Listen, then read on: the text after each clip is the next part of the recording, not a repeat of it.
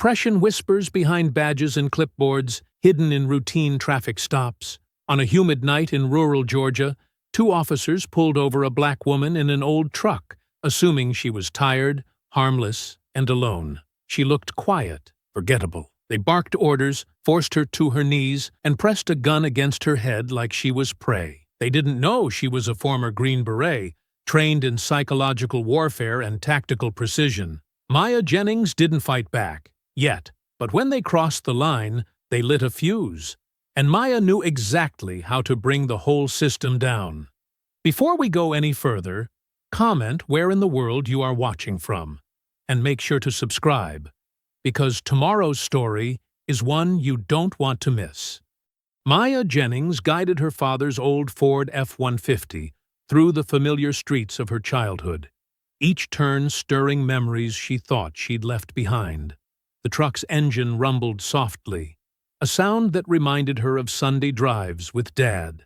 The late afternoon sun cast long shadows across Roosevelt Street, where kids once played hopscotch and double dutch. Now, the cracked sidewalks lay empty. She adjusted the rearview mirror, catching a glimpse of herself. 16 years in Special Forces had left their mark, not in scars or wrinkles, but in the watchful intensity of her dark eyes. At 40, she still maintained the same athletic build and precise posture that had served her well in the military. Her natural hair was pulled back in a neat bun, professional but practical. The neighborhood had changed. Where Miss Johnson's flower shop once stood, a vape store now cast its neon glow.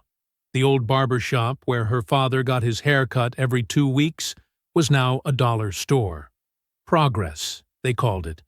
But to Maya, it felt like erosion. She slowed the truck as she passed Central High School. The brick building stood unchanged, its windows reflecting the setting sun like sheets of copper.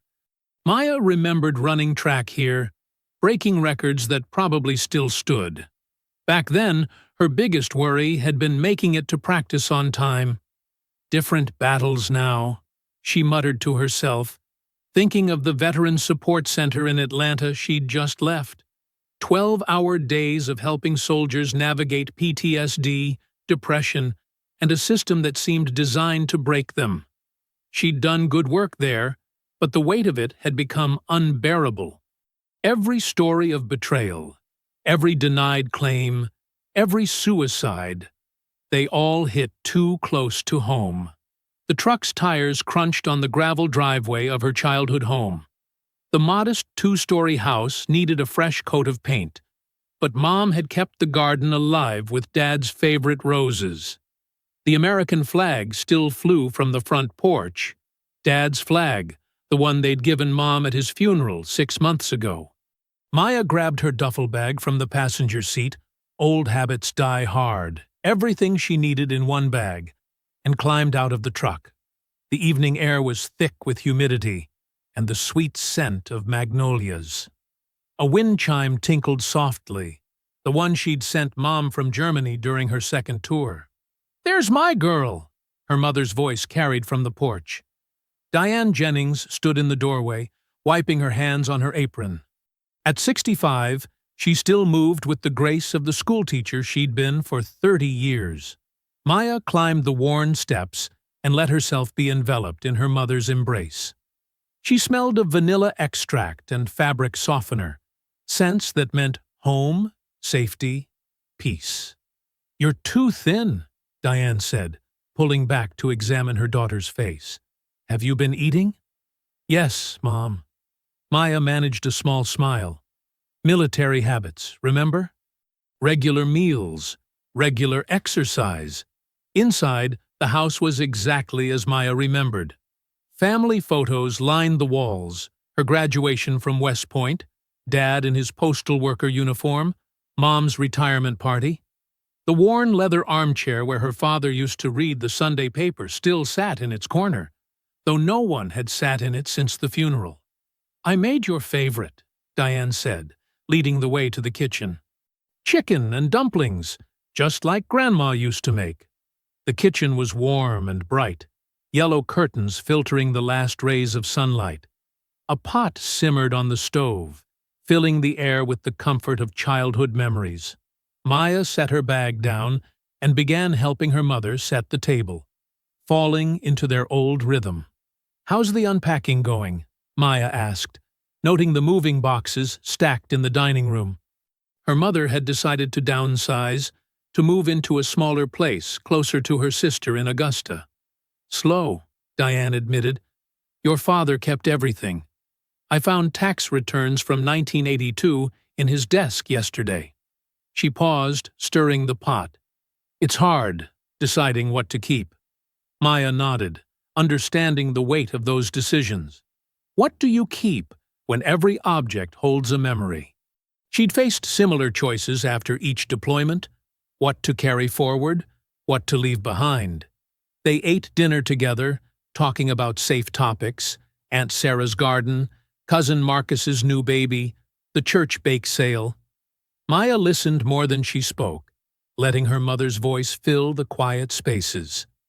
After dinner, while loading the dishwasher, Diane suddenly pressed her hand to her forehead. "Oh, I almost forgot. I need to pick up my prescription from the pharmacy. My blood pressure medicine." Maya glanced at the clock. 9:45 p.m. "I'll get it, Mom. The 24-hour one on Madison?" "You don't have to, baby. You just got here." "It's fine." Maya already had her keys in hand. "You should rest. I remember the way." The night air had cooled slightly when Maya stepped outside. She climbed back into the truck, adjusting the seat that still held the impression of her father's frame. The engine started with a familiar growl, and she backed out of the driveway. The streets were quiet now, most houses dark except for porch lights. Maya drove past the old church, its steeple a black silhouette against the star-filled sky.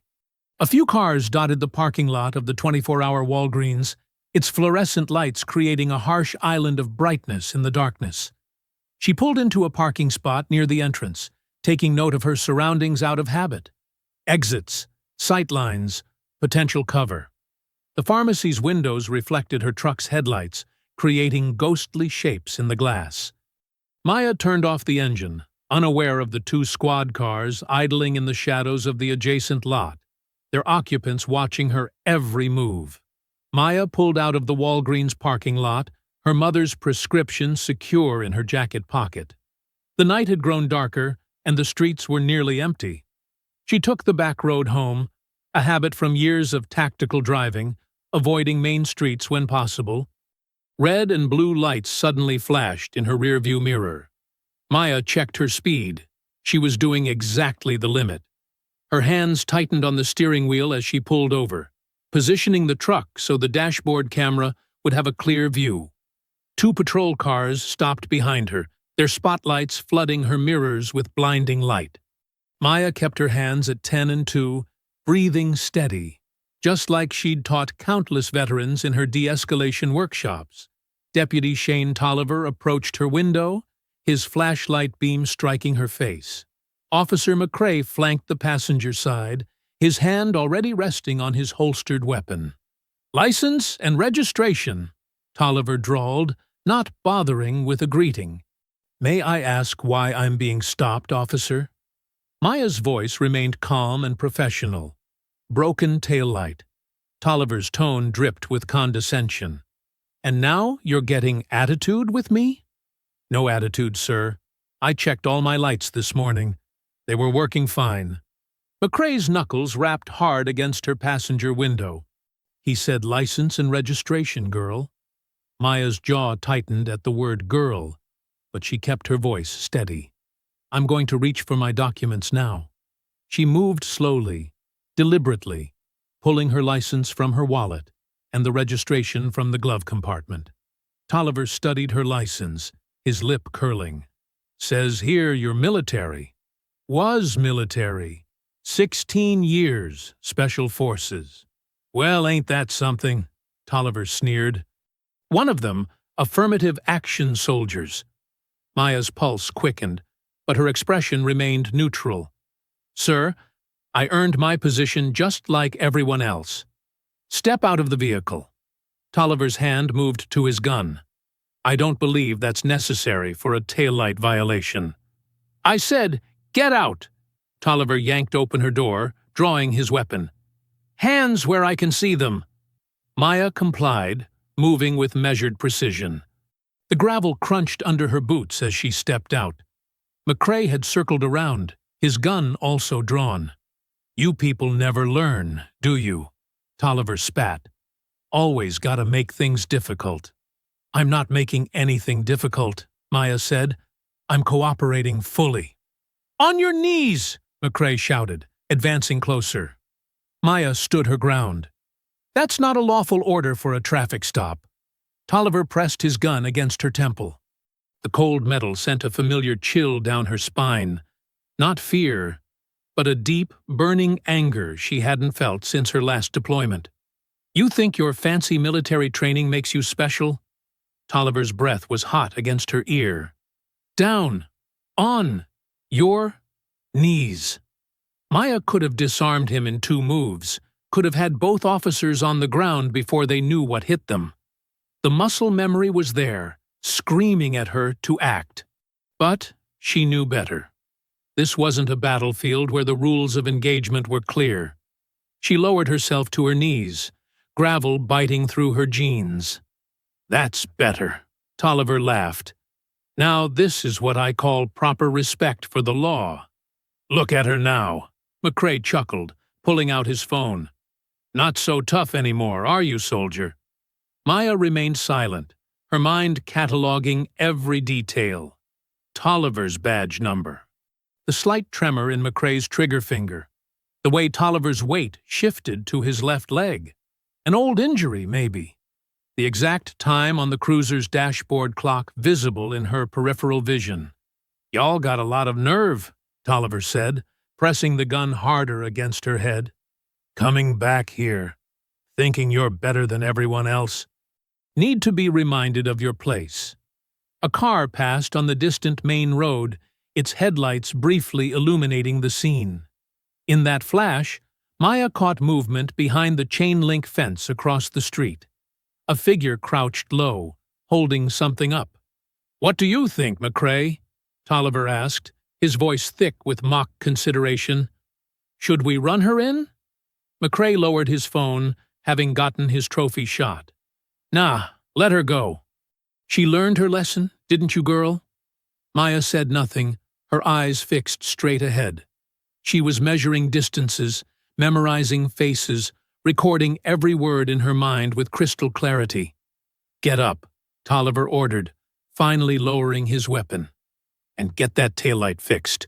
Wouldn't want to have to stop you again. Maya stood slowly, dignity intact, despite the gravel embedded in her knees. She walked back to her truck without looking at either officer, her movements precise and controlled. Have a blessed night now, Tolliver called out, his laughter following her as she got back into the driver's seat. She watched in the rearview mirror as Tolliver showed McCrae something on his phone, the photo of her kneeling. They shared another laugh before returning to their patrol cars. Maya waited until both cruisers had pulled away before starting her engine.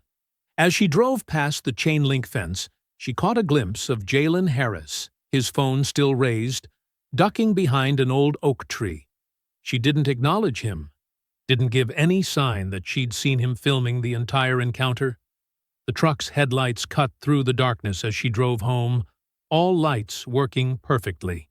Her hands were steady on the wheel, her breathing controlled. To anyone watching, she might have appeared calm. But inside, something had shifted. A switch flipped back to a setting she'd hoped to leave behind. The morning sun filtered through Maya's bedroom window, casting long shadows across the worn hardwood floor. She stood at her dresser, methodically covering the bruises on her knees with concealer. A skill she'd learned long ago in the service, hiding injuries to maintain operational readiness. Her mother didn't need another worry weighing on her mind. Downstairs, the smell of coffee and bacon filled the kitchen. Sarah Jennings hummed gospel tunes while cooking breakfast, her voice carrying up the stairs like it had when Maya was a child. "Morning, Mama," Maya said, entering the kitchen in fresh clothes, her stride betraying no hint of last night's ordeal. "There's my girl." Sarah turned from the stove, spatula in hand. "Sleep well in your old room?" "Like a rock." Maya poured herself coffee, letting the familiar routine mask the tension in her shoulders. "Feels strange being back here." "Good strange, I hope." Sarah studied her daughter's face. "You seem different this morning." Maya took a careful sip of coffee. "Just adjusting. City life to small town takes some getting used to." Across town, Jalen Harris sat cross-legged on his bed, his phone screen replaying the footage from last night for the 20th time. The video was clear despite the darkness. 2 officers, guns drawn, forcing a black woman to her knees. The audio picked up every slur, every threat. His sister Andrea leaned against his doorframe, arms crossed. "You can't just sit on this, Jay." "I know, but—" Jalen's thumb hovered over the upload button. "What if they find out it was me?" "That's why we do it anonymous," Andrea said, sitting beside him. "No name, new account. People need to see this." Jalen's hands shook slightly. "These cops, Drea, they're scary. The way they treated her. Exactly why it needs to get out." Andrea squeezed his shoulder. "Remember what Dad always said? Silence helps the oppressor." Jalen nodded slowly, creating a new TikTok account with a generic username. He trimmed the video to the most damning 2 minutes, added a simple caption: "Georgia cops force black woman to kneel at gunpoint during traffic stop. No citation given." His finger hesitated one last time before pressing post. At the local grocery store, Maya pushed her cart through the produce section, filling it with basics to stock her mother's kitchen. The familiar faces of her childhood hometown moved around her, but something felt off. Whispers followed in her wake. People glanced at their phones, then at her, quickly looking away when she met their eyes. Mrs. Thompson, her old Sunday school teacher, actually backed away when Maya rounded the corner into the cereal aisle. Maya's tactical awareness kicked in. The hair on the back of her neck stood up. Too many eyes on her, too many phones pointed in her direction. She'd felt this kind of attention before, but only in combat zones. Her own phone buzzed in her pocket. She ignored it. It buzzed again. And again. In the checkout line, the teenage cashier's hands trembled as he scanned her items, his eyes darting between her face and his phone propped beside the register. "Everything okay?" Maya asked, her voice level. "Yes, ma'am," he squeaked, dropping her change. Maya's phone wouldn't stop vibrating. As she loaded groceries into her truck, she finally pulled it out. 37 missed calls. Hundreds of messages. Social media notifications flooding her screen. A text from Doc caught her eye, her trusted medic from 3 tours, the man who'd pulled shrapnel from her shoulder under heavy fire in Kandahar. There was a screenshot attached. Her kneeling on gravel, Tolliver's gun pressed against her temple. The video had over 2 million views already. "Is this you?" Doc's message read. Maya stared at the image, her reflection ghosted in the phone screen. The woman in the video looked small, vulnerable, but Maya saw something different. She saw a soldier gathering intelligence, memorizing enemies, preparing for the next phase of operations. Her phone buzzed again. Another message from Doc.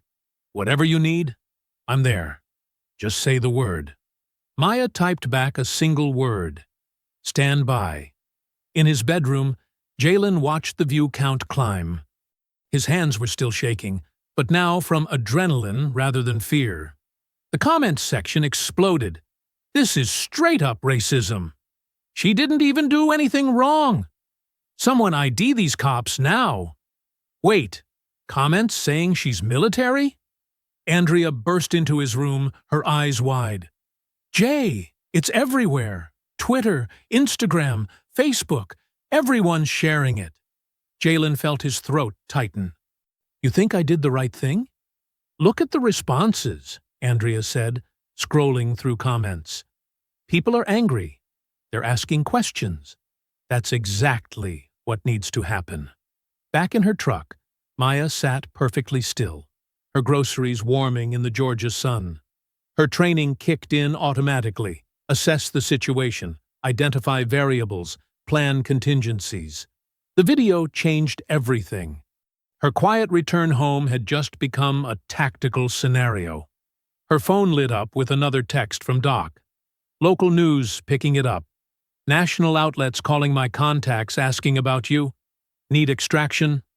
Maya watched an elderly couple hurry past her truck, whispering and pointing. In the store window, the teenage cashier was showing his phone to a coworker, both of them stealing glances at her vehicle. She thought of Tolliver's sneer, of McCrae's laughter, of the cold press of steel against her temple. She thought of her father, who'd always taught her that justice wasn't just about following laws. It was about standing up when those laws were wielded as weapons. Maya typed back to Doc. Negative on extraction. Beginning operations. Stand by for instructions. The grocery store's automatic doors slid open, and more people emerged, phones raised, trying to discreetly film her. Maya started her truck, her mind already shifting into mission mode. She'd come home looking for peace, but they'd brought the war to her doorstep. Maya's phone rang as she pulled into her mother's driveway. Doc's name flashed on the screen. You need to move fast, he said without preamble. These guys, they're going to try to get ahead of the story. Maya killed the engine but stayed in the truck. Talk to me. I've been digging since you texted. That stop wasn't random, Maya. Your plates were run 4 times yesterday before they pulled you over. Someone flagged you coming into town. The hair on Maya's neck stood up. She scanned the quiet street, noting a sedan driving past for the second time in 5 minutes. How'd you access that information? Let's just say I still have friends in interesting places. Doc's voice lowered. Listen, I pulled your military file. It was accessed yesterday afternoon from the county sheriff's system. They knew exactly who you were before they stopped you. Maya's jaw tightened. That's impossible. Those records are classified. Someone's got clearance they shouldn't have. Or connections they shouldn't have. Keys clicked in the background as Doc typed. And here's the thing. You're not the first. I'm seeing a pattern of traffic stops involving black veterans in that county. Too many to be coincidence. Maya reached under her seat, pulling out a small external hard drive. I installed dash cams after Afghanistan, front and rear, running 24/7. Smart girl. What have you got? She plugged the drive into her laptop. Checking now. But something's wrong. Files are corrupted. Video feed cuts out right before they approach the vehicle. They're using signal jammers, Doc said. Standard police tech now, supposedly for officer safety. Conveniently kills civilian cameras during stops. Maya scrolled through the fragmented footage. Got partial audio, though. Background chatter before they hit their lights. She turned up the volume. That's the one. Green Beret bit. Keep it clean. Stick to protocol. Show her how we handle. The audio dissolved into static. They were waiting for me, Maya said quietly. It gets worse. Local news is already spinning it. Check Channel 4's website. Maya pulled up the site on her phone. The headline made her stomach turn. Military veteran involved in tense police encounter. Questions raised about mental state. They're going to paint you as unstable, Doc warned. Standard playbook. Discredit the victim before they can fight back. You need to get ahead of this. A notification popped up. Breaking news alert. Maya watched as her own face appeared on screen. A grainy mugshot from her military file. The photo had been taken after a classified operation. Her expression hard, a healing cut visible above her eye. The anchor's voice dripped with manufactured concern. Sources within the sheriff's department express worry about the subject's extensive combat training and potential psychological trauma from multiple deployments. "They're making me sound like a threat," Maya said, her voice flat. "That's exactly what they're doing. Sheriff Kenneth Danvers just released a statement. Want me to read it?" "Hit me." Doc cleared his throat. "While we take all allegations of misconduct seriously, the public should understand that the individual in question is a trained military operative with extensive combat experience. Our officers followed protocol when dealing with a potentially unstable subject who demonstrated concerning behavior." "Concerning behavior," Maya repeated. "I was picking up prescriptions. They're building a narrative. Next, they'll leak parts of your service record, just enough to make you scary, not enough to show your commendations." Through her windshield, Maya spotted another slow-moving car. Dark sedan, tinted windows, not even trying to be subtle about the surveillance. "Doc, I need you to do something for me. Pull everything you can on Sheriff Danvers. Financial records, property holdings, political connections. Something about this feels bigger than a racist traffic stop." "Already on it. But Maya—" Doc paused. "Watch your six. These people, they're not just cops. They're part of a system. And that system has resources." "I know." Maya watched the sedan make another pass. "They think they're hunting me. They don't realize they just activated a weapon they can't control. What's your play?" Maya's phone buzzed with another news alert. The sheriff's department was holding a press conference in an hour. More accusations about her mental state. More implications of danger. "They want to talk about my training?" Maya's voice was steel. "Fine. Let's show them exactly what they're dealing with." She reached into her glove compartment, pulling out a small black device, a military-grade scanner capable of detecting surveillance equipment. It immediately picked up 3 different signals. "Doc, I need you to monitor all police frequencies. Text me if you hear anything about surveillance teams or tactical responses." "Copy that." "What else?" Maya spotted movement in her side mirror. Another unmarked car, this one with a camera pointed at her house. They were building a case, gathering footage to support their narrative of the dangerous veteran. "One more thing," Maya said. "Remember that encryption program we used in Kandahar? The one that let us communicate without leaving digital footprints? Still got it. You thinking what I'm thinking? Set it up. We're going to need secure comms for what comes next." Maya watched as a news van slowly cruised past her house. They wanted a soldier? They've got one. The local news was now running her military photo in a continuous loop, with experts discussing combat-related stress and the challenges facing troubled veterans. The sheriff's department had released more statements, each one carefully crafted to paint her as a threat, while maintaining plausible deniability. "Maya," Doc's voice softened, "you know they're trying to bait you into doing something aggressive. Give them an excuse. I know exactly what they're doing." Maya's eyes tracked another surveillance car. "But they made one critical mistake." "What's that?" "They assumed I'd react like a soldier." A cold smile crossed her face. "They forgot I was intelligence." Maya parked her truck in the sheriff's office lot, right under the security camera. "Let them watch." She straightened her blazer, professional, non-threatening, and walked through the glass doors with measured steps.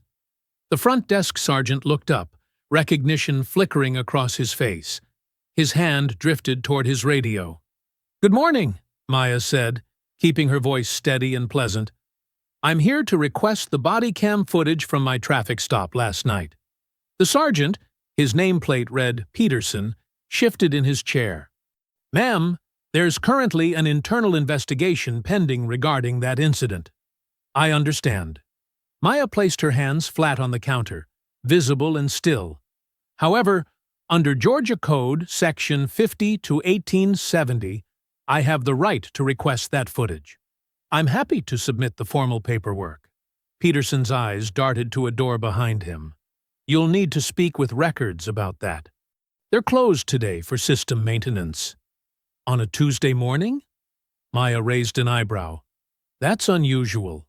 Like I said, there's an ongoing investigation. Peterson's voice hardened. If you want to file a complaint, there are forms available. Maya leaned slightly to her right, as if adjusting her stance. The movement gave her a clear view of the whiteboard behind the front desk. 3 columns: watch list, active warrants, and BOLO, be on lookout. Under watch list, her name and plate number were written in fresh red marker. I see. Maya pulled out her phone, making sure Peterson could see she was only taking notes. And who would be handling this investigation? I'd like to follow up directly. That information isn't public yet. Peterson's hand was still near his radio. You'll be contacted if necessary. The door behind him opened. A young officer stepped out, carrying a stack of files. He froze when he saw Maya, nearly dropping the papers. Officer McCrae, Maya said softly. Good morning. McCrae's face flushed. He hurried past without responding, but Maya caught the tremor in his hands. She'd seen that look before, in young soldiers who'd done something they couldn't take back. Is there anything else we can help you with? Peterson asked, his tone making it clear she wasn't welcome. Maya smiled. It didn't reach her eyes. Just one thing. When did Sheriff Danvers start requiring background checks on out-of-town plates? Peterson's expression didn't change, but his pulse jumped visibly in his neck. That's standard procedure, ma'am. Of course. Maya turned to leave, then paused. You might want to update your board, though. My father's truck has new plates now. The ones listed are expired. She walked out, feeling their stares on her back. In her peripheral vision, she caught movement. Officers in the parking lot, suddenly very interested in their phones. Taking pictures, no doubt. Maya drove home the long way, checking for tails. 3 different vehicles tried to follow her. Amateur hour. She lost them easily with basic counter-surveillance moves, turning down dead-end streets and doubling back. At home, she changed clothes and waited until dark. The surveillance cars were still there, but they were watching the front of the house. They didn't notice when she slipped out the back, through her neighbor's yard, and into the shadows of the old railroad tracks. Maya had seen Jalen's house earlier that day while reviewing the route from her traffic stop. The teenager's filming spot behind the fence gave away his location. Now, she approached carefully, staying in the darkness between streetlights. She found him in his garage, editing video on a laptop. Smart kid.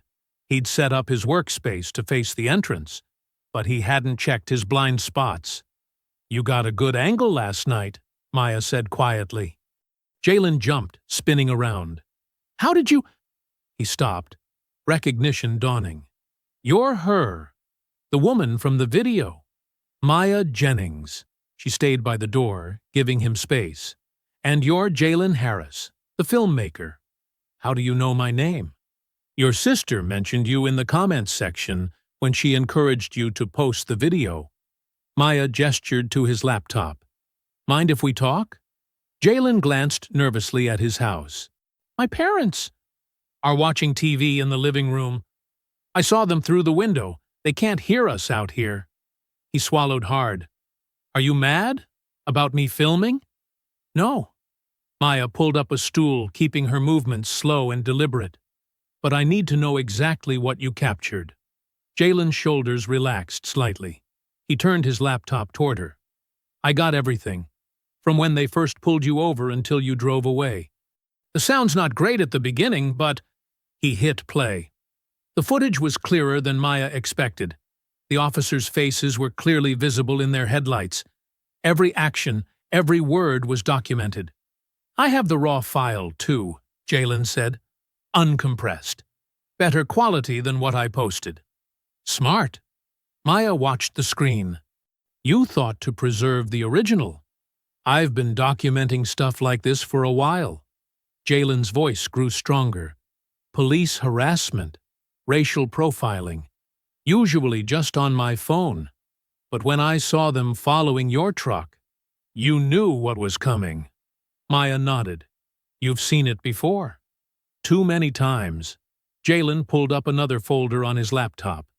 I can give you a copy of the raw footage, if it helps. Maya studied him for a moment. He was young, but his eyes were old. The eyes of someone who'd seen too much, too soon. Thank you, she said, holding out a clean USB drive. This could make a difference. As Jalen copied the files, Maya noticed his hands shaking slightly. Hey, she said softly. You need to be careful now. Keep your head down for a while. I'm always careful. Jalen handed back the drive. But someone has to show the truth, right? Maya took the drive, weighing her next words carefully. The truth is important, but so is staying safe. Maybe take a break from filming for a bit. Why? Jalen's eyes narrowed. Did someone threaten you? Not directly. Maya stood up. Just trust me on this. Sometimes the best thing you can do is stay quiet and watch. Like you did? During the stop? Maya paused at the door. Something like that. Maya pulled into Jerry's truck stop just before dawn. The neon sign buzzed overhead, casting red shadows across the nearly empty parking lot. Only 3 other vehicles were there, a semi, an old Buick, and Doc's familiar black Honda. She parked far from the entrance, backing in for a quick exit. Through the diner's wide windows, she spotted Doc in a corner booth, his laptop open and a coffee cup already empty. Some things never changed. The bell chimed as she entered. Doc didn't look up, but his right hand moved slightly closer to his side. Old habits. Your situational awareness is slipping, Maya said, sliding into the booth. I could have been anyone. Doc smiled, still typing. I knew it was you from the way you parked. Nobody else backs in that precisely.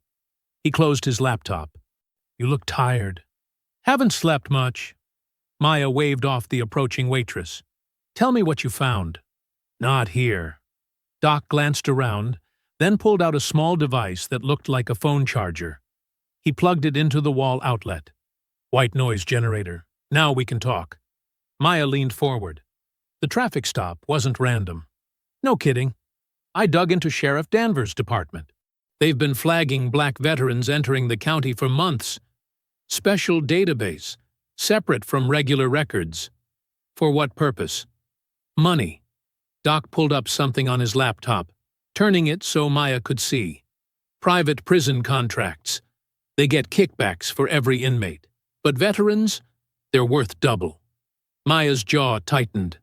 Because of the federal subsidies. Exactly.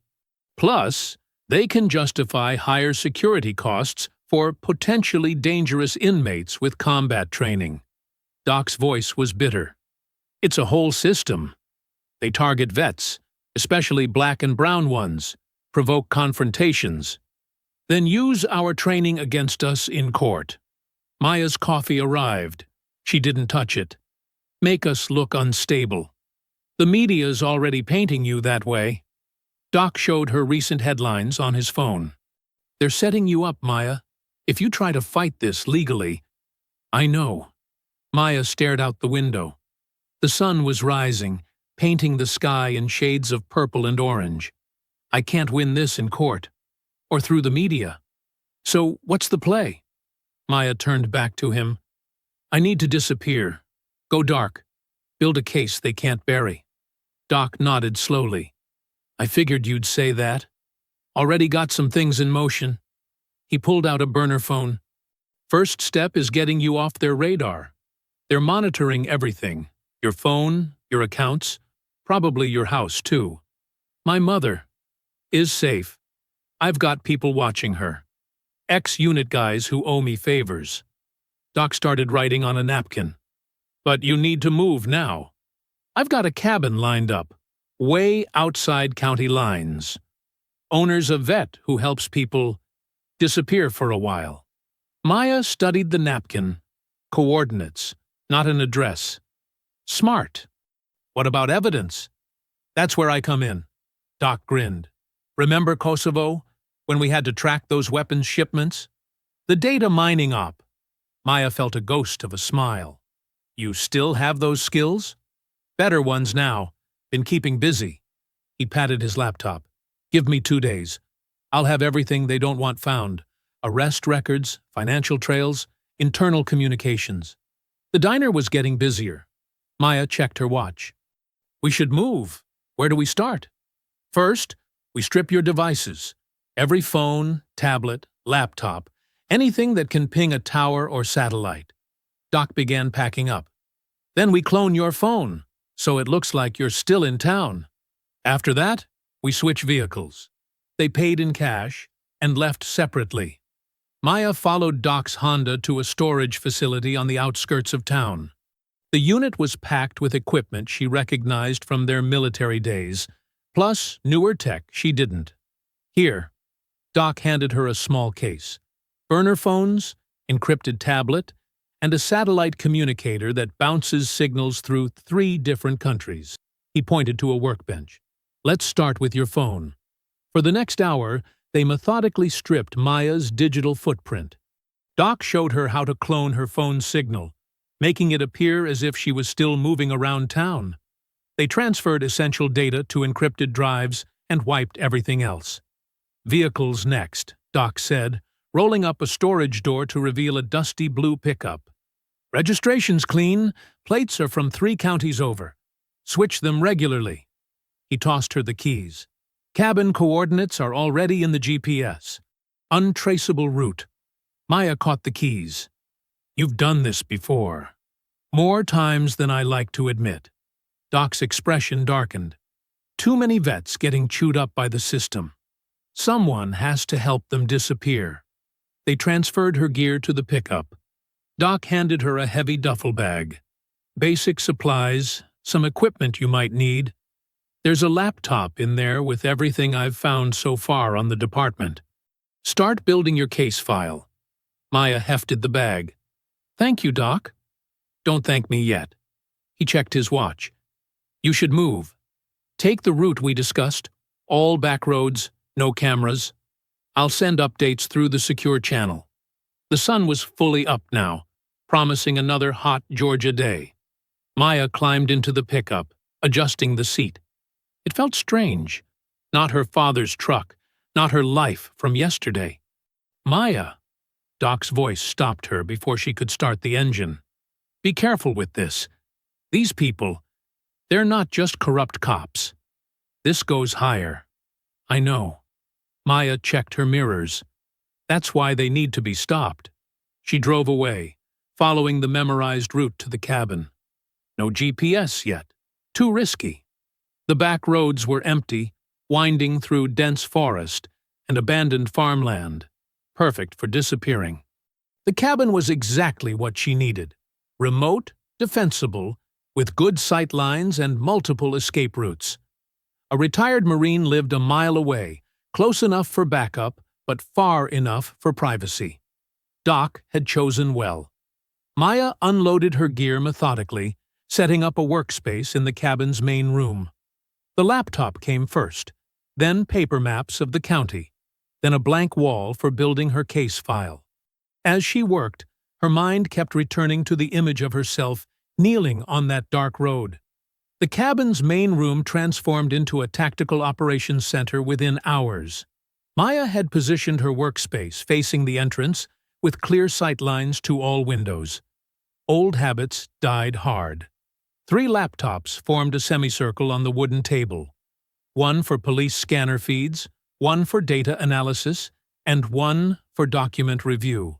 She'd been at it for 6 hours straight, her only breaks to check the perimeter. The wall behind her was starting to fill up with photos, documents, and red string connecting the pieces. It looked like something from a crime show. But Maya knew the value of visual mapping. She'd used similar setups during intelligence operations overseas. The police scanner crackled. Unit 247, responding to suspicious activity on Maple Grove Road. Maya checked her map. That was Tolliver's unit. She'd memorized all their call signs on day 1. Her fingers flew across the keyboard, logging time, location, and response pattern. Every patrol had a purpose, even if it wasn't obvious yet. Copy that, 247. Subject described as male, black, approximately 30 years old, wearing military-style jacket. Maya's jaw tightened. She added another pin to her map. Red for veteran targeting. The pattern was becoming clearer with each call. Certain neighborhoods got more patrols. Certain descriptions got faster response times. And veterans, especially black veterans, got special attention. Doc's encrypted message popped up on her secure tablet. Got those arrest records you wanted. Last 18 months. You're not going to like this. The files downloaded quickly. Maya started sorting them by demographic data, creating spreadsheets to track patterns. The numbers were damning. Black men made up 30% of the county's population, but 70% of arrests. Veterans were arrested at 3 times the rate of civilians. And the charges, they were almost comically inflated. Resisting arrest appeared in nearly every report involving a black veteran. Simple traffic stops escalated to felony charges. Maya recognized the technique: create confrontation, provoke a response, then use the suspect's military background to justify excessive force. She pulled up one case file that made her blood boil. James Wilson, former Army sergeant, arrested for aggressive behavior during a routine license check. The dashcam footage showed him standing perfectly still, hands visible, while Tolliver screamed contradictory commands. 3 months in county lockup before the charges were dropped. The scanner buzzed again. Unit 247 to dispatch. Subject apprehended. Requesting transport. Maya checked the time. Less than 4 minutes from call to arrest. She added another pin to the map, another entry to her database. The pattern was so obvious, it was almost insulting.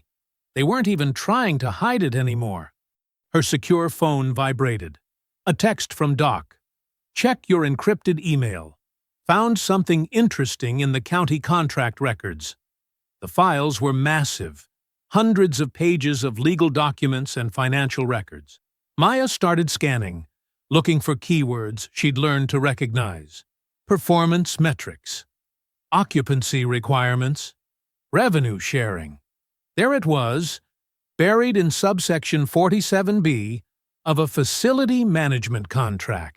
The county received additional funding for maintaining minimum occupancy levels in the privately operated detention center. Higher security inmates, like veterans, earned premium rates. It's all about the money, Maya muttered, adding more notes to her wall. She'd seen similar schemes in other countries where corrupt officials profited from keeping prisons full. But seeing it here, in her hometown, made it personal. A new email arrived, this one through one of Doc's secure channels. The sender was anonymous, probably a whistleblower inside the department. Maya opened the attachment carefully, using a sanitized virtual machine to prevent tracking. The documents were internal memos, dated over the past year. They detailed weekly arrest quotas, target demographics, and enhanced processing fees paid by the private prison company. Several memos were signed by Sheriff Danvers himself, with handwritten notes about maintaining profitable occupancy levels.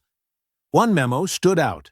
It was from Tolliver to Danvers, discussing the Veteran Initiative, a coordinated effort to identify and arrest black veterans for maximum financial return. They even had a scoring system: points for each arrest, bonus points for felony charges, extra bonuses for any veteran who could be labeled as mentally unstable due to service history. Maya's hands shook as she pinned the memo to her wall. The whole system was designed like a business plan.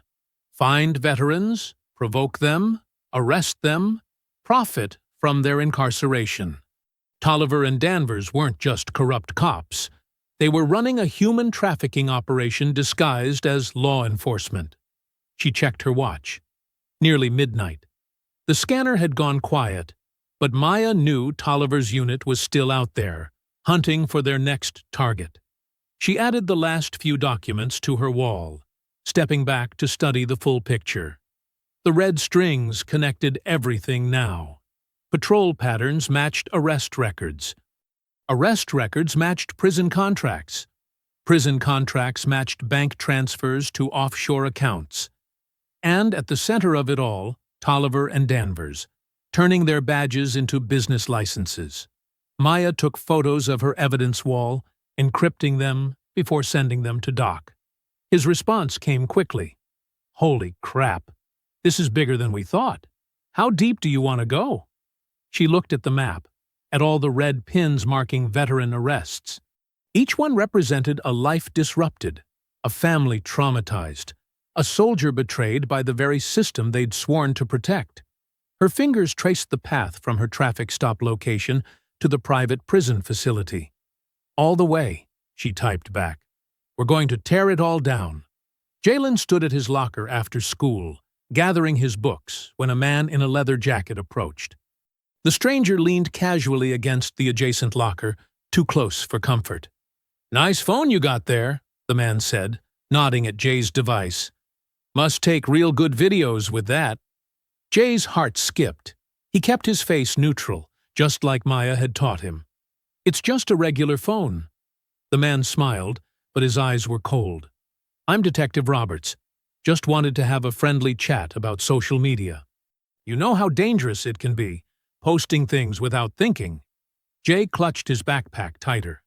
"I need to catch my bus." "Of course." Roberts straightened up, adjusting his jacket to reveal the badge clipped to his belt. "Just remember, videos can be misleading. Sometimes people who share them end up in trouble, especially young men with bright futures." The threat hung in the air as Roberts walked away. Jay waited until he was gone before letting out a shaky breath. His hands trembled as he texted Maya. 20 minutes later, Maya's truck pulled up outside Jay's house. His mother, sister, and Maya sat at the kitchen table while Jay described the encounter. "He knew exactly what he was doing," Maya said, her voice tight with controlled anger. "Classic intimidation tactic. They're trying to scare you into staying quiet." Jay's mother gripped her son's hand. "Maybe you should stay away from all this. It's not safe." "Mom, I can't just ignore what's happening," Jay protested. "They're hurting people. Someone has to show the truth." Maya studied Jay carefully. She recognized the look in his eyes, the same determination she'd seen in young soldiers who refused to back down from what was right. "If you're going to keep documenting, we need to make you safer. I can teach you some basic surveillance techniques."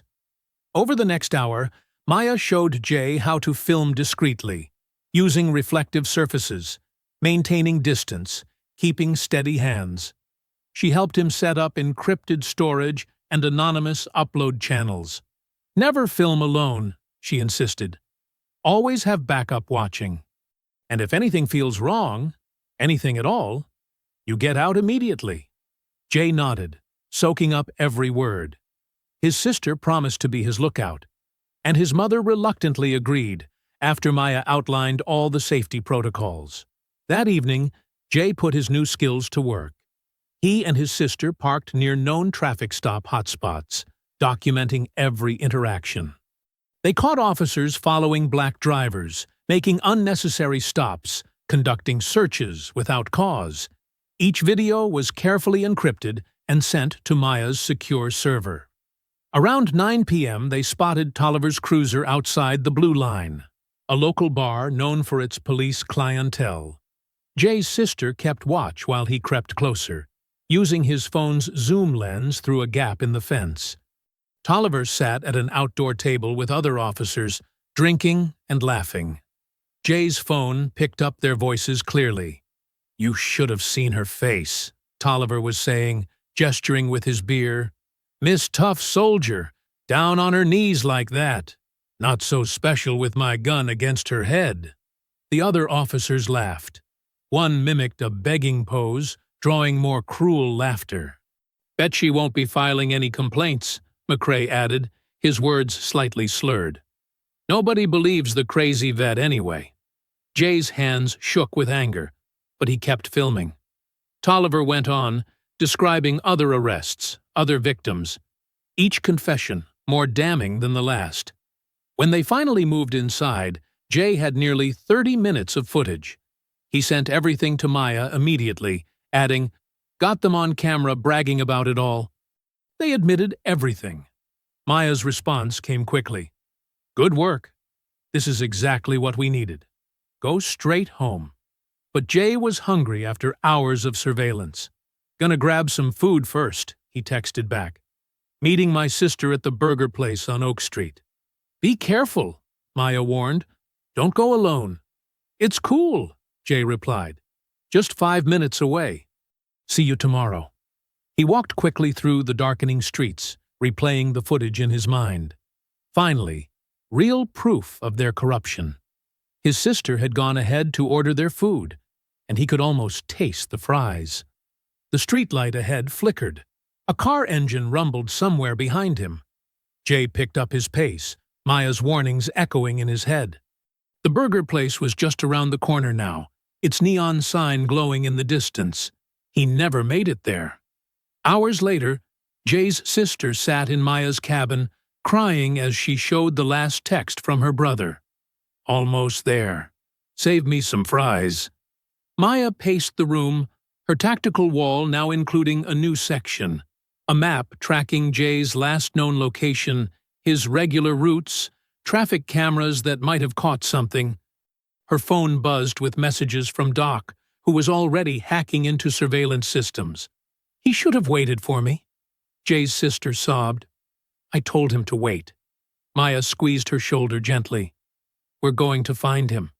She didn't voice her real fear, that they might already be too late, that Jay's footage might have cost him everything. The police scanner crackled with routine calls, but nothing about a missing teenager. No reports of disturbances, no signs of Jay, just the normal night patrol chatter, as if nothing had happened at all. And that silence, Maya knew, was the most terrifying sound of all. The call came at dawn. Maya's police scanner crackled with codes she'd memorized during her surveillance. 1054, possible 187 behind Sun-Fresh Laundry. Dead body. Suspected homicide. Her gut twisted as she drove through the quiet streets. Police cruisers blocked the alley, their lights painting the brick walls in alternating red and blue. Yellow crime scene tape fluttered in the morning breeze. Maya parked across the street, her hands gripping the steering wheel until her knuckles went white. Officers milled around, some taking photos, others talking to gathering onlookers. Through gaps in their bodies, she caught glimpses of something on the ground. Someone. She got out slowly, every movement measured despite the rage building in her chest. An officer moved to stop her, but Deputy Tolliver emerged from the crowd, his face a mask of false concern. "Ms. Jennings," he said, his voice dripping with fake sympathy. "I'm afraid this is an active crime scene. You'll need to step back." Maya's eyes locked onto his. "That's Jay Harris, isn't it?" Tolliver's expression didn't change. "Tragic situation.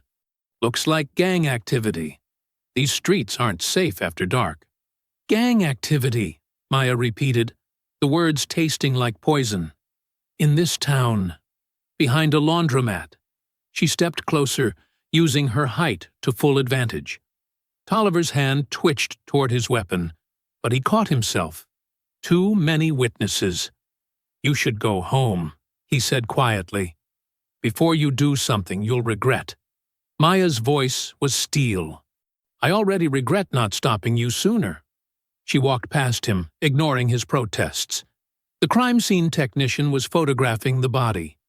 Jay lay face down, one arm stretched out like he'd been running.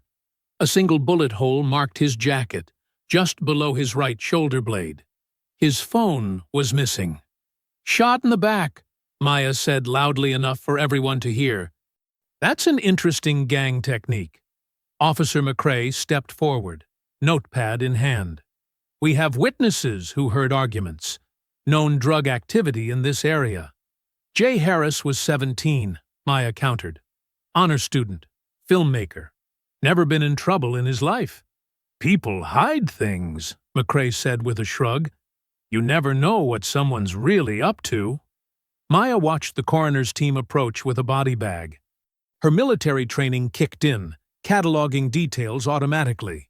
The bullet angle, the lack of shell casings, the convenient absence of security cameras in this particular alley. Jay's sister arrived minutes later, her screams cutting through the morning air. Maya caught her before she could run to the body, holding her as she collapsed. They killed him, the girl sobbed into Maya's shoulder. They killed him because of the video. Not here, Maya whispered, feeling Tolliver's eyes on them. Not where they can hear. She led the grieving sister to her truck, away from the growing crowd of spectators. News vans were already arriving, reporters testing their microphones. Sheriff's Department is investigating all leads, Tolliver told the cameras, his face appropriately grave. We ask the community to remain calm and let us do our jobs. Maya drove Jay's sister home, watching the rearview mirror for tails. The girl's words tumbled out between sobs. He sent me his location last night. When he didn't show up, I went looking. But the burger place said they never saw him. I called and called. It's not your fault, Maya said, her own voice rough with emotion. None of this is your fault. At the house, Jay's mother opened the door before they reached it. One look at their faces told her everything. Her knees buckled, and Maya caught her too, guiding both women inside. She stayed with the family through the morning, fielding calls from reporters and well-wishers. Reverend Gordon arrived with food and support, her usual fiery demeanor subdued by grief. They're saying it was gangs, the Reverend said quietly to Maya. In all my years here, we've never had gang activity, not one incident. Maya nodded. They'll close the case in a day or two. No suspects found. No leads pursued. That boy was a light, Reverend Gordon's voice cracked. All he wanted was to tell the truth. Around noon, Maya finally left, promising to return for the vigil being planned. She drove to her cabin the long way, taking random turns to shake any followers. Inside, she locked the door and checked her security measures. Only then did she allow herself to feel the full weight of what had happened. The first sob caught her by surprise, then another. Soon she was on her knees, much like that night on the road, but this time from grief rather than force. She'd failed to protect him, failed to see how far they would go. I'm sorry, she whispered to the empty room. I'm so sorry, Jay. After 10 minutes, she stood up, wiping her eyes. She went to the wall where her investigation notes hung, starting to rearrange them with military precision. Her phone buzzed. Doc had sent more files, internal emails, patrol schedules, personnel records. She began printing everything, creating new categories. A fresh sheet of paper went in the center. Deputy Shane Tolliver, in bold letters. Around it, she added other names, McCrae, Roberts, Danvers. Red string connected them to dates, incidents, victims. She added photos, Jay's school portrait, the crime scene, the gun Tolliver had pressed to her head. Each piece of evidence was a bullet in her arsenal. Doc's message flashed again. How bad? Maya looked at her war board, at the web of corruption and violence spreading across her wall. Her reply was brief. No one else dies. Not on my watch. She touched Jay's photo gently. In it, he was smiling, holding his camera like a shield against the world. That shield hadn't been enough to save him. But Maya had different shields, different weapons, and unlike Jay, she knew exactly how to use them. Maya watched Officer McCrae through binoculars from her parked car. Every Tuesday night, like clockwork, he stopped at the Moonlight Diner for coffee and pie around 11 p.m. She'd tracked his routines for weeks, noting how he always parked in the same spot. away from the building's security cameras. Tonight was different. Tonight, she was done watching. McCrae emerged from the diner, carrying his usual to-go cup. He walked with the cocky stride of a man who thought he was untouchable. Maya pulled on black tactical gloves and checked her zip ties one last time. As McCrae reached for his car door, Maya approached silently from behind. Years of special forces training made her movements fluid and precise. Before he could react, she had him in a chokehold. Not enough to harm, just to control. "Don't fight," she whispered. "You'll only make it worse." McCrae tried to struggle but froze when he felt the zip tie tighten around his wrists. Maya secured a blindfold over his eyes and guided him into the back of her vehicle. "Please," he whimpered, "I have money." "This isn't about money," Maya said, her voice cold and professional. "This is about truth." She drove carefully, taking back roads to avoid the few traffic cameras in town. The abandoned trailer she'd prepared sat on private hunting land, far from any witnesses. Inside, a single chair waited under bright LED lights. Maya secured McCrae to the chair, keeping the blindfold in place. She set up her recording equipment, making sure to capture both their voices clearly. "Officer Brent McCrae," she began, using the formal tone she'd learned in military interrogations. "You're here because a 17-year-old boy is dead." "I don't know anything about that." McCrae's voice cracked with fear. "Let's start smaller then," Maya said. She pulled up a chair and sat directly in front of him. "Tell me about the photos Deputy Tolliver takes. The ones of people kneeling." McCrae's mouth opened and closed like a fish. I can't." "You can. And you will." Maya leaned closer. "Because right now, I'm the only friend you've got. The only one who can keep you safe when this all comes down." She could see sweat beading on his forehead. "They'll kill me if I talk." "They'll kill you anyway," Maya said softly. "You're the weak link, McCrae, the one they'll sacrifice first. Tolliver's already building a case against you, planting evidence in your locker, doctoring your body cam footage." McCrae's breathing quickened. "How do you know that?" "Because that's what they do. Use people up and throw them away." Maya stood, circling the chair slowly. "Just like they used you to help kill Jay Harris." "I didn't.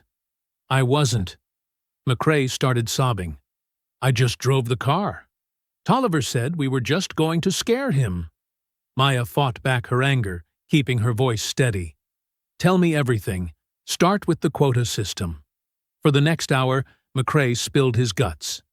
He described how Sheriff Danvers had deals with private prisons, kickbacks for every inmate they supplied, how they targeted specific demographics, especially black veterans who might resist arrest. "Tolliver keeps a trophy album," McCrae said, his voice hollow. "Photos of everyone he's made kneel. Says it reminds them of their place."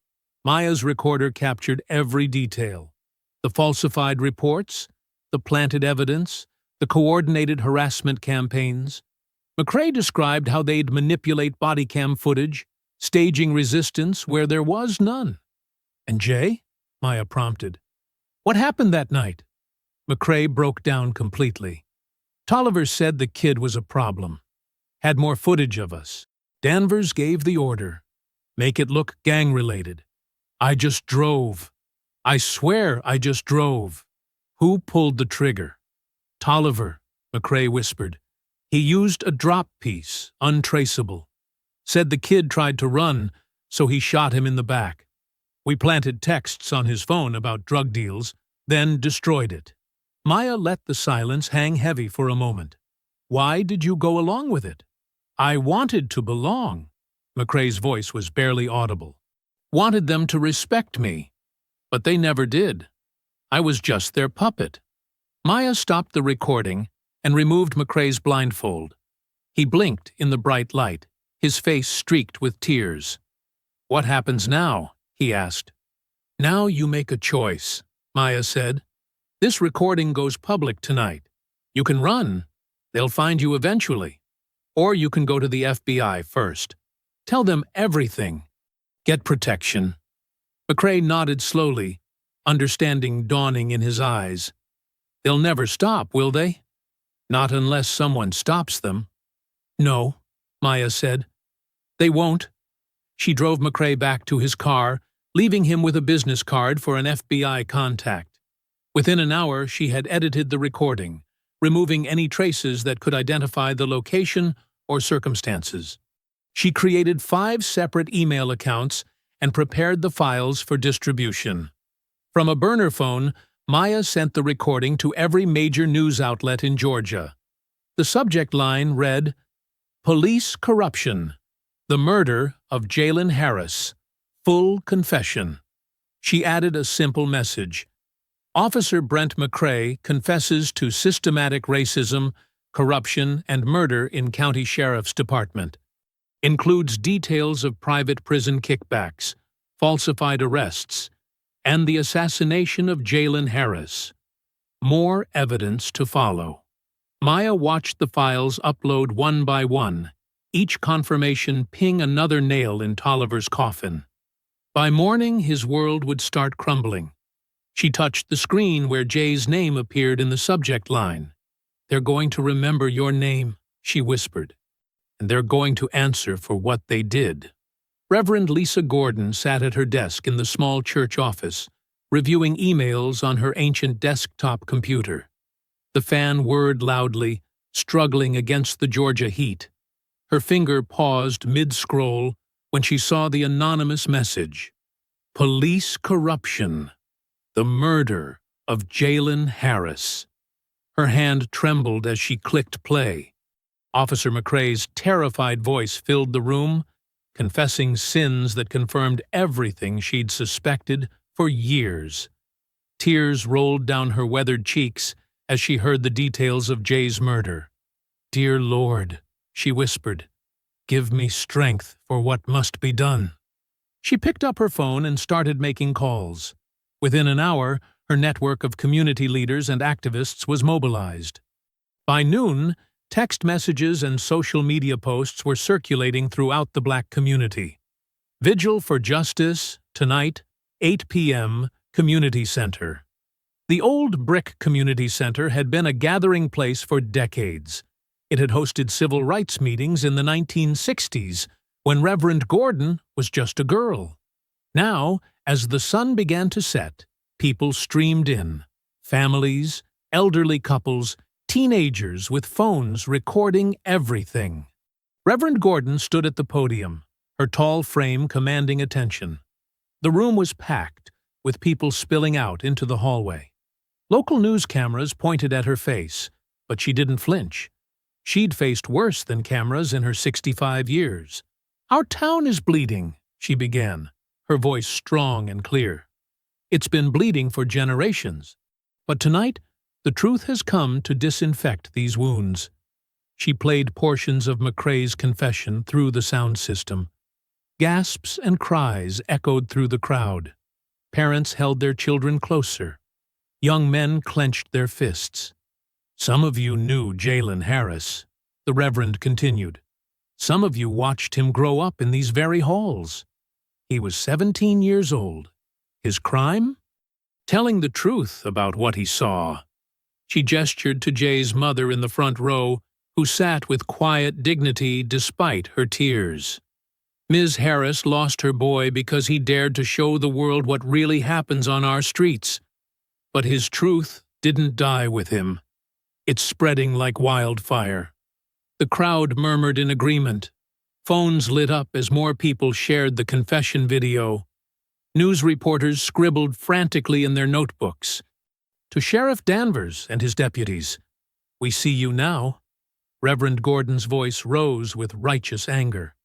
"We see your quotas, your kickbacks, your trophy photos of our people on their knees. The same knees we use to pray for justice are the ones you tried to break." She pulled out a thick manila envelope. "I have here documented evidence of every false arrest in the past 5 years. Every resisting arrest charge that ended in a private prison sentence. Every routine stop that ended in violence. The Reverend held up the envelope like a sword. Tomorrow morning, this goes to the FBI, the Department of Justice, and every news outlet in the state. But tonight we gather to say, no more. No more, the crowd echoed. Tonight we remember Jalen Harris, whose only crime was courage. Remember Jalen, they chanted. Outside, more people gathered with candles. The vigil spilled into the street, a river of flickering lights in the darkness. Someone started singing, "Ain't Gonna Let Nobody Turn Me Around," and the old civil rights song spread through the crowd. Reverend Gordon stepped away from the podium and embraced Jay's mother. Together, they lit a large central candle. "This light," the Reverend announced, "will burn until justice is done. Until every corrupt badge is stripped away. Until every prisoner falsely held is freed." She looked out at the sea of faces, young and old, determined and afraid, angry and hopeful. They thought they could silence us with fear, but fear has a way of turning to fury when pushed too far. They thought they could bury the truth. But truth is like a seed. The deeper you bury it, the stronger it grows. News helicopters circled overhead, their spotlights casting strange shadows. Police cars lurked at the edges of the crowd, but none dared approach. The power of the gathering was palpable, electric. "Tomorrow," Reverend Gordon declared, "we begin the real work. Tomorrow, we demand answers. Tomorrow, we show them what justice looks like in the light of day." High above the crowd, on the roof of an adjacent building, Maya Jennings watched through military-grade binoculars. She saw familiar faces in the crowd, people she'd grown up with, people who'd known her father, people who deserved better than what this corrupt system had given them. Her phone buzzed. Doc had been monitoring police frequencies all evening. "They're scared," his text read. "Danvers called an emergency meeting at midnight." Maya adjusted her position, scanning the perimeter of the crowd. She spotted 3 unmarked police vehicles and memorized their plates. Her fingers moved swiftly across the phone screen. "Tomorrow morning, it ends." She watched Reverend Gordon lead the crowd in prayer, their voices rising into the night air. The woman's strength reminded her of her drill sergeants in Special Forces training.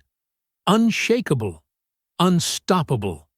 But this was a different kind of army being built tonight. An army armed with truth instead of weapons. Maya touched the flash drive in her pocket, containing every piece of evidence she'd gathered. Tomorrow, it would all come out. Every photo, every memo, every dirty secret. But tonight belonged to the people below, finding their voice, finding their courage. Another text from Doc. "Be careful. They're desperate now." Maya didn't respond. She kept watching through her binoculars as the vigil continued into the night, the candles below looking like stars fallen to earth. Each light represented a witness, a potential ally in the war to come, the war for justice that would begin with the dawn. The sun hadn't risen yet when Maya pulled into her mother's driveway. The old house sat quiet and dark, except for the kitchen light. Her mother always waited up, no matter the hour. Some habits never changed. Inside, the smell of coffee filled the air. Her mother sat at the kitchen table, hands wrapped around a steaming mug. She looked up as Maya entered, her eyes taking in her daughter's determined expression. "You're leaving again, aren't you?" Her voice was soft, resigned. Maya nodded, crossing to the coffee pot. She poured herself a cup, but didn't sit down. "I have to finish this, Mama." Her mother watched as Maya sipped the coffee, standing at attention even in civilian clothes. "Your dress uniform is still hanging in your old closet. I kept it pressed." Maya's eyes widened slightly. Of course, her mother knew. She always knew. "I saw what they did to you on that video," her mother continued, voice tight with controlled anger. "Saw how they made my baby girl kneel. Your daddy would have torn this town apart." "I know, Mama." Maya set down her cup and moved to embrace her mother. "But I'm going to do this the right way. The way that makes it stick." Her mother squeezed her tight, then pulled back to look at her face. "You be careful. These people, they don't play fair. Neither do I. Not anymore." Maya kissed her mother's forehead. "I'll call you when it's done." In her old bedroom, Maya found her dress uniform exactly where her mother said it would be. The ribbons and medals caught the early morning light as she removed it from the garment bag. Each decoration told a story of service, sacrifice, and duty. Today, they would tell a different kind of story. She dressed with practiced precision. Every button aligned, every crease sharp, her boots polished to a mirror shine. The uniform still fit perfectly. A soldier's body doesn't forget its armor. She pinned her Special Forces tab in place last, fingers lingering on the metal. In the bathroom mirror, Maya pulled her hair back into a tight regulation bun. Her face looked different somehow, harder, more focused. She recognized this expression from deployment briefings. Mission face, her team used to call it. The go bag was already packed and waiting by the door. 3 USB drives, each containing identical copies of everything she'd gathered. Printed files as backup. Surveillance photos. Financial records. Body camera footage she'd extracted from the department's servers. Every piece of evidence, meticulously organized and documented. Her mother stood in the doorway as Maya shouldered the bag. "You look just like him," she said quietly. "Your daddy, in his uniform.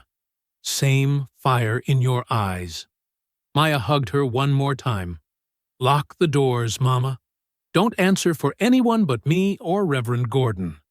The drive to the state capitol took just over an hour. Maya watched the sun rise in her rearview mirror, painting the sky in shades of orange and gold.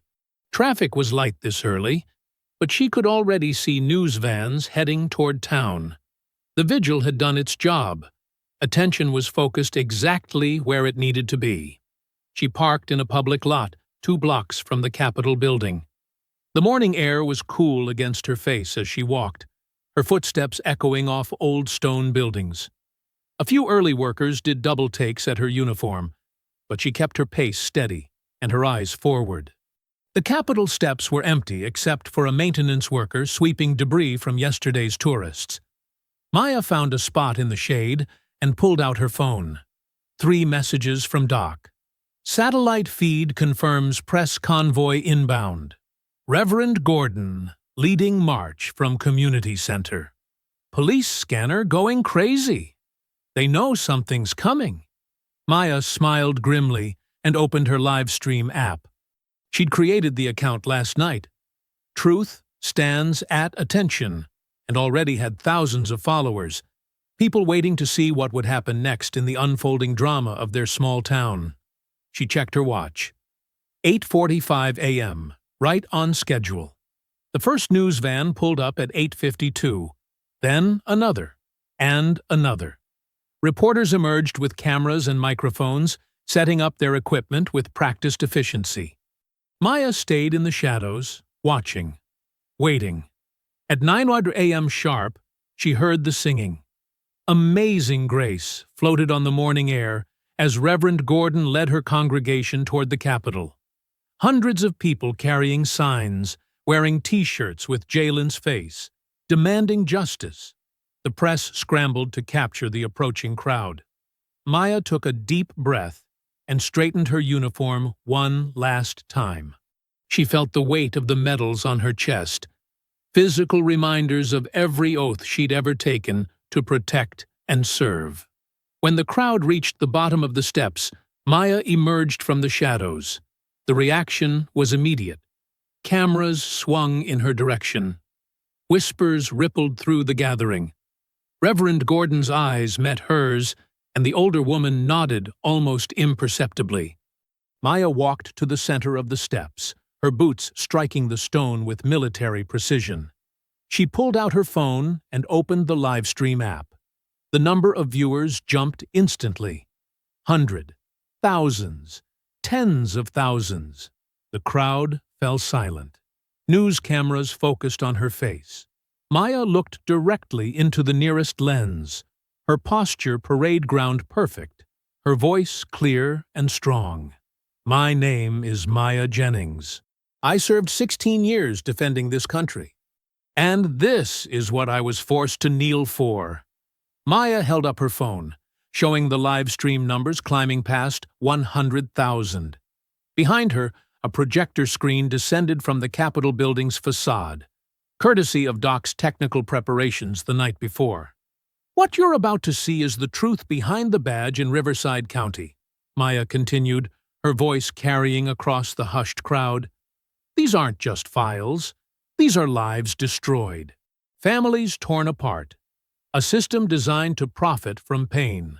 The first documents appeared on the massive screen. Arrest ledgers spanning 5 years.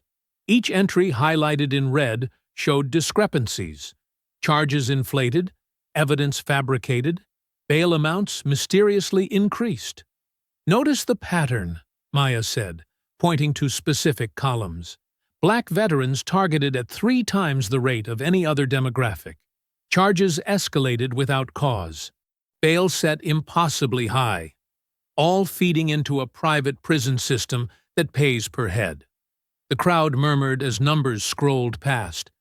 Maya clicked to the next file, a compilation of body cam footage. The video quality was grainy, but the audio was crystal clear. Tolliver's voice rang out. Make sure you get his military ID in the shot. They always have cash saved up, more likely to make bail. Another clip showed McCrae laughing. Another one for the quota. Danvers is gonna love this. Maya's voice cut through the gasps of the audience. These aren't isolated incidents.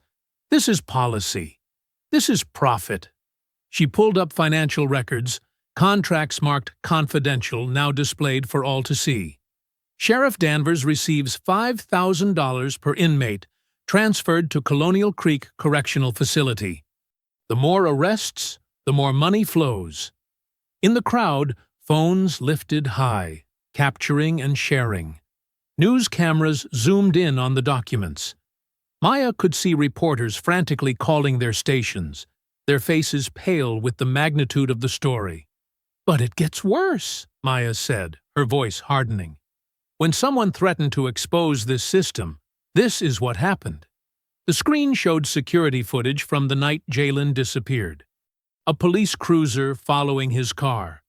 2 officers, faces clearly visible, approaching him in the alley. The gunshot.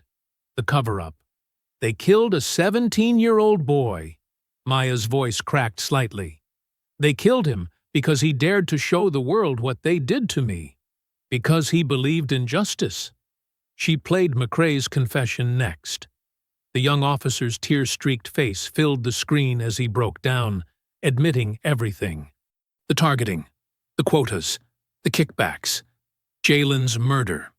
I was there. McCrae sobbed in the video. Tolliver said we had to send a message. Danvers approved it, said it was maintenance of order. God help me, I just watched it happen. The crowd's anger was palpable now. Signs waved. Voices called for arrests. But Maya held up her hand for silence. I'm not here for revenge, she said clearly. I'm here for justice. Every document you've seen has been verified. Every video authenticated. Copies have been sent to the FBI, the Department of Justice, and every major news outlet in the country. She pointed to specific faces in the crowd, reporters she recognized. You'll find complete files in your inboxes, names, dates, bank records, everything needed to tear this system down to its roots. Movement at the edges of the crowd caught her attention. Men in dark suits and FBI windbreakers were moving through the press of people. Maya nodded slightly. Right on schedule. To Sheriff Danvers, Deputy Tolliver, and Officer McCrae, she said, her voice carrying across the now silent gathering. You made me kneel that night, made me taste dirt while you laughed. But I was trained to gather intelligence, to identify threats, and to protect American citizens from enemies, both foreign and domestic. The FBI agents were climbing the steps now, flanking her position. Maya stood straighter, if possible. You never checked my full service record, did you? A hint of satisfaction crept into her voice. Never wondered why a Green Beret would just quietly accept that kind of treatment? I was never your victim. I was gathering evidence, building a case, and now? She gestured to the FBI agents. Now justice stands at attention. The crowd erupted as Maya stepped aside, letting federal agents take control of the scene. Within minutes, their radios crackled with confirmations. Teams were moving on multiple locations. Live news helicopters captured it all. Tolliver, still in his bathrobe, being led from his house in handcuffs. McCrae, pale and shaking, surrendering at the station. And Sheriff Danvers, trying to flee through his office's back door, caught between two FBI teams. Maya watched it unfold on the giant screen, her posture never wavering. Beside her, Reverend Gordon stepped close. Child, the older woman said softly, your daddy would be so proud. It's not over, Maya replied, watching Danvers being pushed into a federal vehicle. The system's bigger than one county. But it's a start, Reverend Gordon squeezed her arm. And look around. People are watching, learning, standing up. Maya finally allowed herself to really see the crowd. Phones still recorded. Reporters still broadcast. But there was something else now. Hope in people's eyes. Strength in their stance. The knowledge that justice was possible if you fought smart and stood your ground. The FBI agent in charge approached Maya, offering his hand. Master Sergeant Jennings, we'll need your official statement. Maya nodded, her uniform catching the morning sun. Behind her, the screen showed Tolliver being processed at the federal building, his face twisted in impotent rage. The same expression he'd worn while forcing her to kneel. The live stream counter ticked past 1 million viewers.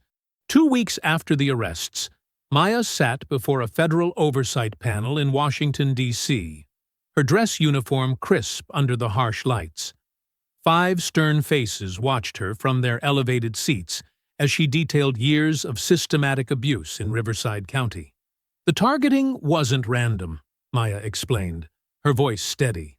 They maintained lists of veterans, particularly minorities, who had combat pay or disability benefits.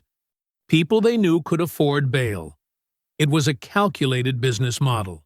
She gestured to the stack of evidence folders before her. The private prison contract guaranteed Sheriff Danvers a bonus for every inmate who stayed longer than 30 days. So they set bail just high enough that families would drain their savings trying to pay it. Senator Martinez leaned forward. And you have documentation of this arrangement? Yes, ma'am. Maya pulled out a specific file. These are internal memos discussing what they called retention metrics. They celebrated when families couldn't make bail. Each delayed release meant more profit. The questioning continued for hours. Maya remained composed, methodically laying out the corruption that had infected every level of local law enforcement. When they asked about Jalen Harris, her voice softened but didn't waver. He was 17, an honor student. He filmed my traffic stop because he believed in accountability. And they murdered him for it. In the gallery, Jalen's mother wiped tears from her eyes. Reverend Gordon sat beside her, one arm around her shoulders. The panel's chairwoman spoke next. Based on your testimony and the overwhelming evidence presented, we're recommending immediate federal intervention. The Riverside County Sheriff's Department will be dissolved. State police will assume jurisdiction while a new law enforcement framework is established. She paused, shuffling papers. Additionally, we're creating a victims' compensation fund. Initial estimates suggest over 300 families were impacted by these false arrests and inflated charges. Each case will be reviewed, and reparations will be paid. Maya glanced back at Mrs. Harris. The woman sat straighter now, dignity mixing with grief on her face. The Harris family, the chairwoman continued, will receive the first payment, along with a formal apology from the Justice Department for failing to protect their son. After the hearing, Maya found Mrs. Harris in the hallway. The two women hadn't spoken since Jalen's funeral. Words felt inadequate. Mrs. Harris spoke first. "He looked up to you, you know. After that night, said you were the bravest person he'd ever met." "He was the brave one," Maya replied softly. "I had training, experience. He just had his conscience and his camera." "The money won't bring him back," Mrs. Harris said, her voice catching. "But we're starting a scholarship in his name for young journalists who want to expose injustice, keep his spirit alive." Maya nodded, emotion finally cracking through her professional facade. "He'd like that." 3 days later, Maya watched from the courthouse steps as state police officers took control of the Riverside Sheriff's Department. They carried out boxes of files, computers, and evidence. The building's sign came down. Citizens gathered to witness the end of Danvers's regime. Doc stood beside her, both of them wearing civilian clothes now. 43 officers under investigation, he said quietly. 12 already pleading guilty. Federal prosecutors say some of these cases go back a decade. "And the prison company?" Maya asked. "Stocks in freefall. 3 board members resigned this morning. They're facing RICO charges for the kickback scheme." He smiled grimly. Amazing what happens when people actually look at the paperwork. Maya saw Reverend Gordon organizing volunteers nearby, helping families fill out compensation claim forms. The older woman's energy seemed limitless as she moved from person to person, offering guidance and hope. "What about you?" Doc asked. "Going back to Atlanta?" Maya shook her head. "No, I'm done running from fights that need fighting." They walked away from the courthouse, through streets that felt different now. Lighter, somehow. People nodded to them as they passed, offering small smiles of recognition and respect. Their path took them to the edge of town, where an abandoned military training facility sprawled across several acres. The chain-link fence was rusted, warning signs faded by sun and rain. Maya pulled out a key. "County seized it years ago," she explained, unlocking the gate. "Tax auction coming up next month. Doc's already got the paperwork started." They walked to the empty grounds, past obstacle courses overtaken by weeds and buildings with peeling paint. Maya's boots left clear prints in years of dust. The place felt forgotten, but not dead. Just waiting. Doc watched her face carefully. "You sure about this? It's a big undertaking." "People need to know their rights," Maya replied. "Need to know how to protect themselves, their families, how to gather evidence, how to stand up smart." They stopped outside the old armory, its solid walls still straight despite years of neglect. Maya ran a hand along the concrete, remembering similar buildings from her service days. Places where soldiers learned to be warriors. "This is where we start," she said, looking at the building's potential rather than its current state. "A training center. But not for fighting. For surviving. For winning." The armory's heavy doors creaked as Maya pulled them open. Sunlight spilled into the musty space, illuminating high ceilings and strong bones beneath the decay. A good foundation. A place to build something new. Doc stepped inside, his footsteps echoing. Already his tactical mind was working, seeing possibilities. "We'll need instructors, lawyers, tech experts." "Already got a list," Maya said. "Veterans who want to serve again. Civil rights activists. People who know the system's weak points." She paused. And we'll need cameras. Lots of cameras. For the next Jalen who sees something wrong and decides to act. 6 months later, the old armory hummed with purpose. Early morning sunlight streamed through newly installed windows, illuminating a transformed space. Training mats covered the floor, and the walls displayed enlarged photos of civil rights leaders alongside tactical diagrams and legal rights posters. Maya stood before a group of 30 women ranging from teenagers to grandmothers. All wore matching black T-shirts with "Rise" printed in bold white letters. "Remember," Maya demonstrated a wrist lock, her movements precise. "It's not about strength. It's about leverage and confidence. Mrs. Thompson, would you help me show them?" A silver-haired woman in her 70s stepped forward, smiling. 6 months ago, she'd been afraid to drive at night. Now she moved with quiet assurance. "When they grab you," Maya continued, letting Mrs. Thompson take her wrist, "they expect fear. They expect compliance." She smoothly reversed the hold, causing Mrs. Thompson to release her grip. "But we know our rights. We know our strength."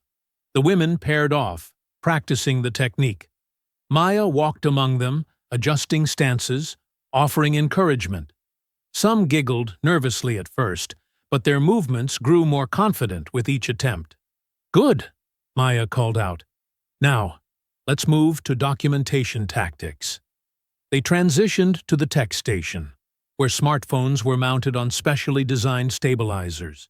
Keisha, a 16-year-old who'd been in Maya's first class, took the lead. "The key is steady hands," Keisha explained, demonstrating proper filming technique.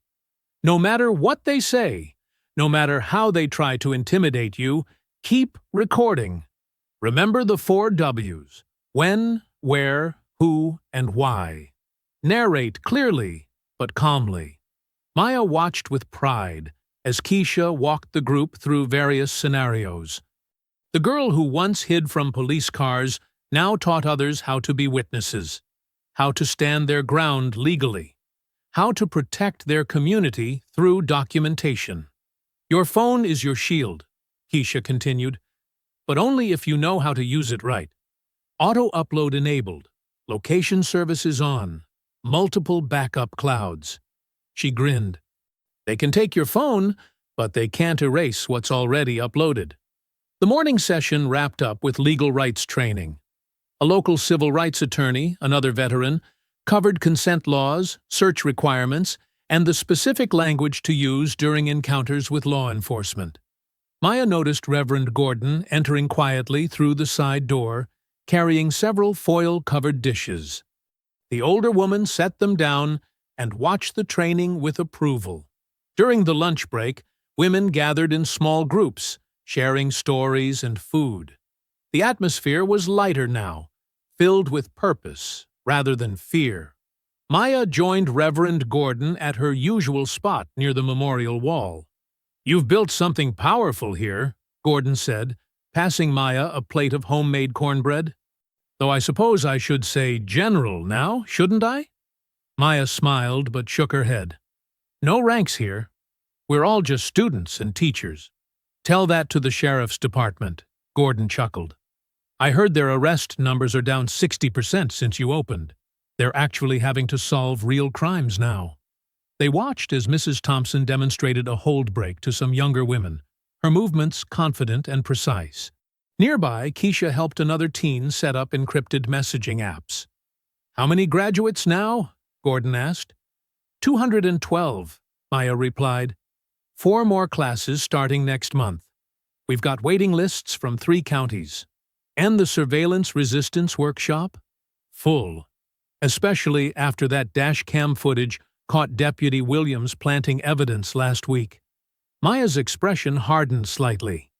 Amazing how quickly bad behavior stops when they know they're being watched. Gordon nodded toward a group of women practicing verbal de-escalation techniques. "You're teaching them more than just defense. You're teaching them not to be afraid." "Fear was their weapon," Maya said quietly. "Knowledge is ours." As afternoon training resumed, Maya led an advanced class in the back room. They worked with surveillance equipment, learning to spot unmarked cars, identify plainclothes officers, and document patrol patterns. Every skill she'd learned in the military, repurposed to protect rather than engage. The sun was setting when the last students left. Maya walked the grounds, checking security systems and locks, habits that would never fade. The facility had grown, with new buildings housing computer labs, legal clinics, and community meeting spaces. Signs marked walking paths with names like Justice Trail and Freedom Route. She saved the memorial garden for last, as she did every evening.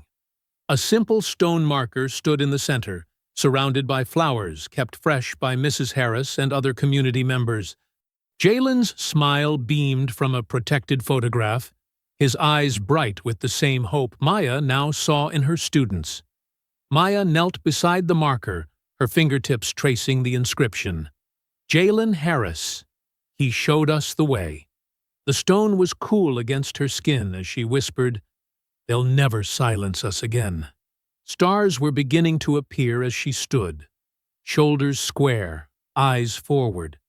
In the distance, she could hear police sirens, but they no longer carried fear. Her students were out there, watching, recording, standing their ground. The system hadn't changed completely, but the power balance had shifted. Maya took one last look at Jalen's photograph before heading inside. His courage had lit the spark. Now, it was their job to keep the flame burning. "We don't kneel anymore," she said firmly. "We rise." I hope you enjoyed that story. Please share it with your friends, and subscribe so that you do not miss out on the next one. In the meantime, I have handpicked 2 stories for you that I think you will enjoy. Have a great day.